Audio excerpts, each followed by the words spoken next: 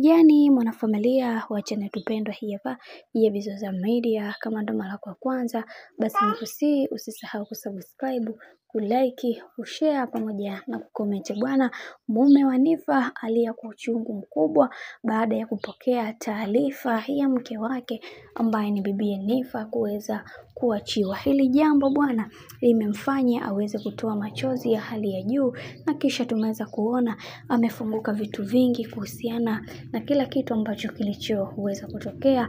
Zaidi aliweza kufunguka na kusema kwamba atakaporudi mke wangu tu, basi moja kwa moja nitahakikisha kila kitu kinakuwa sawa, na nitahakikisha haya yaliyoweza kujitokeza hayatojitokeza tena kwa mara nyingine, kwani mimi ni moja kati ya mtu ambaye ninayependa amani mara zote. Lakini leo hii nimeweza kutambua umuhimu wangu mimi pamoja na bibi Nifa katika maisha yangu yote kiujumla, lakini nataka niwasihi na kuwasisitiza kwamba hichi kilichoweza kutokea na waahidi hakitokuja kutokea pia.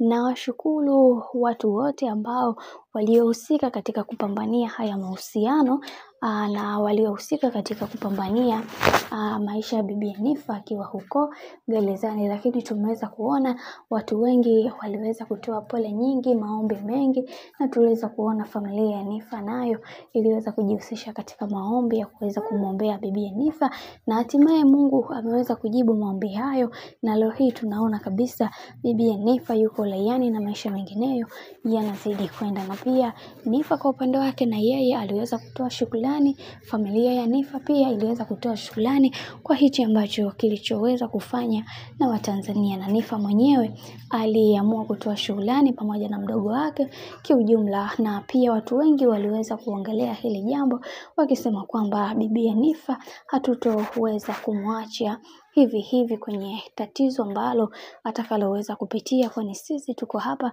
kwa ajili ya kuweza kuhakikisha kwa upande wake kila kitu kinakuwa sawa.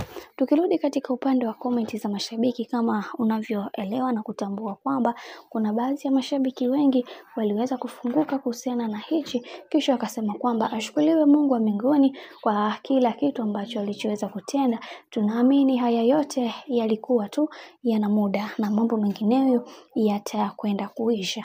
Na mwingine akasema kwamba nilifikiri tu kwamba bibi Nifa ana matatizo mengine, kumbe alishakumbwa na hili. Jamani, mimi nilikuwa dunia ya wapi? Pole Nifa, kila kitu kitakuwa sawa dada yangu.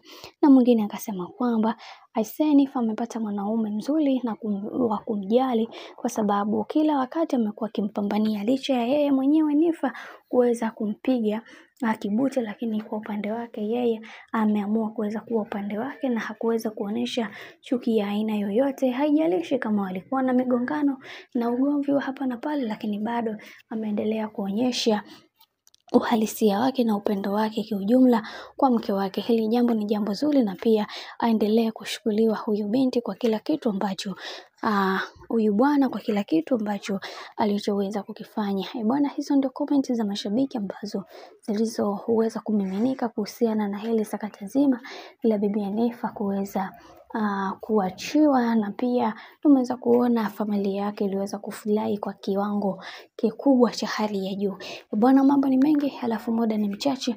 Mimi nikusihi kitu moja, kama ndo mara kwa kwanza kufuatilia channel tupendwa hii hapa ya Bizoza Media, basi nikusihi usisahau kusubscribe, kulike, kushare pamoja na kucomment. Ukifanya hivyo utakuwa umejiweka katika nafasi nzuri ya wewe kuweza kupata kile kitu muhimu.